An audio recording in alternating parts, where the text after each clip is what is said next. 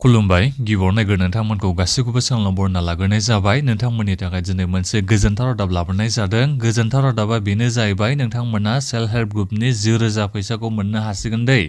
जोंहा दायो अफिशियेल डेट ओंखारना फैबाय खै थारिखआव नोंथांमोना सेल्फ हेल्प ग्रुपनि नैबे 10,000 फैसाखौ मोननो थांगासिनो दङ दा बेनिखायनो नोंथांमोननि थाखाय बेयो जोबोद मोनसे गोजोनथाव खौरां ओंखारना फैबाय आरो नोंथांमोना गोबां सम जाबाय नालाय नेनायाथ' बोसोरसेयानो जालायलांबाय नाथायबा नोंथांमोना दासिमबो बे 10,000 फैसाखौ मोननो हायाखैमोन नाथायबा दायो जोंहा अफिशियेल कालारानो ओंखारना फैखाबाय बे कालाराव नोंथांमोना 100% नैबे सेल्फ हेल्प ग्रुपनि 10,000 फैसाखौ मोननो हासिगोन दा बेनिखायनो बे भिडिअखौल' नोंथांमोना दायो गासिबो जोबजासिम नायनानै लादो जाहाथे नोंथांमोना मिथिनो हायो खै थारिखआव नोंथांमोना नैबे सेल्फ हेल्प ग्रुपनि 10,000 फैसाखौ मोननो थांगासिनो दङ आं दानिया नोंथांमोननिसिम गिबियावनो गासिबनिसिमबो गुरै खावलायहरनाय थाग्रोबाय दे नोंथांमोना जुदि सोरबाफोर चेनेलाव गोदानै फैदोंबा जाहाथे नोंथांमोना बेफोरबायदिनो माने स्किमफोरनि आपडेट मोननो हायो बिनि थाखाय नोंथांमोना गिबियावनो गासिबो चेनेलखौ साबस्क्राइब खालामनानै लाग्रोलायबानो जाबाय आं नोंथांमोननिसिम बेखौ गिबियावनो बुंहरग्रोनो सानदों दे जोंहा आसामनि चिफ मिनिस्टार हिमन्त बिश्व शर्मा बिथाङा बेखौ सिगाङाव खोथा होदोंमोन बिथाङा फेब्रुवारिनि 1 थारिखनिफ्रायनो जोङो सेल्फ हेल्प ग्रुपनि 10,000 फैसाखौ सोना हरगोन होननानै बिथाङा खोथा होदोंमोन नोंथांमोनाथ' बेखौ गोसोआव दंखायो जानांगौ नाथायबा बिथाङा 1 थारिखनिफ्राय फैसाखौ सोआसै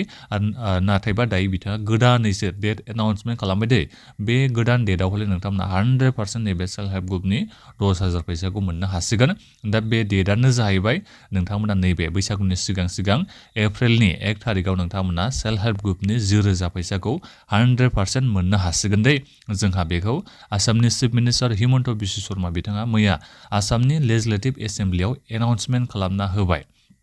दा नोंथांमोननि थाखाय जोबोद मोनसे मोजां खौरां दै नाथायबा मोजां खौरांजों लोगोसेनो बेखौबो नोंथांमोना साननानै ला बेखौ मिथिखाबाय जानांगौ नोंथांमोना आं नोंथांमोननिसिम दाख्लैबो भिडिअ लाबोखादों बिनि बागै गोबां मानसिनि नैबे सेल्फ हेल्प ग्रुपनि फर्मआ रेजेक्ट जादों दा गोबां मानसियानो रेजेक्ट जादोंबाथ'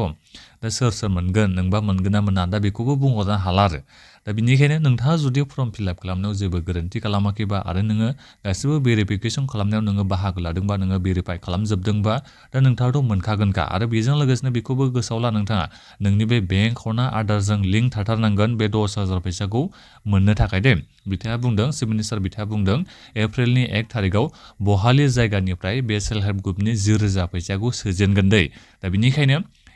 एप्रिलनि 1 थारिखआवथ' सोगोन नाथायबा नोंनि बे बेंक एकाउन्टआव माला हाबफैगोन बेबो मोनसे बाथ्रा जागोन जिखियानो जाया मानो नोंथांमोना बे डेटखौ मिथिना लादो आरो एप्रिलनि 1 थारिखनिफ्राय सेल्फ हेल्प ग्रुपनि 10,000 फैसाखौ सोना हरसिगोन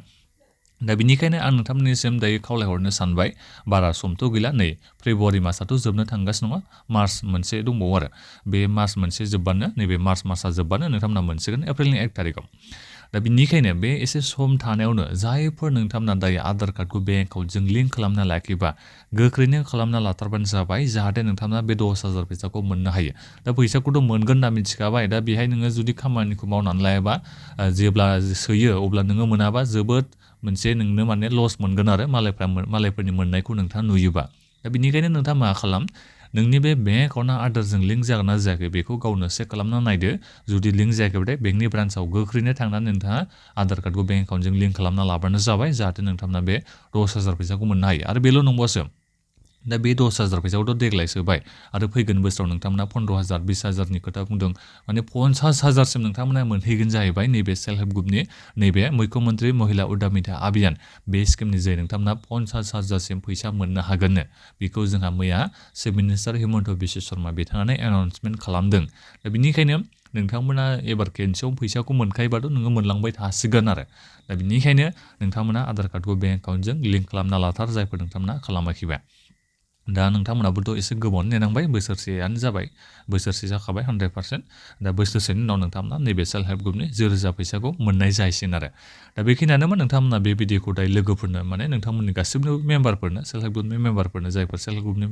नोंथांमोना मेम्बारफोर गासिबनोबो शेयार खालामलायदो आरो जाहाथे गासिबो मानसिफ्रानो बे खौरांखौ मिथिनो हायो 100% मोनखासिगोन एप्रिलनि 1 थारिखनिफ्राय बेखौल' नोंथांमोना सानना लाबानो जाबाय माबाफोर सोंनांगौ दङबा कमेन्ट खालामदो आरो बेबादिनो भिडिअ मोननो थाखाय चेनेलखौ साबस्क्राइब खालामना लाबानो जाबाय आरो जोबनायाव नोंथांमोना भिडिअखौ गासिबो लाइक खालामबानो जाबाय गोजोन्थों।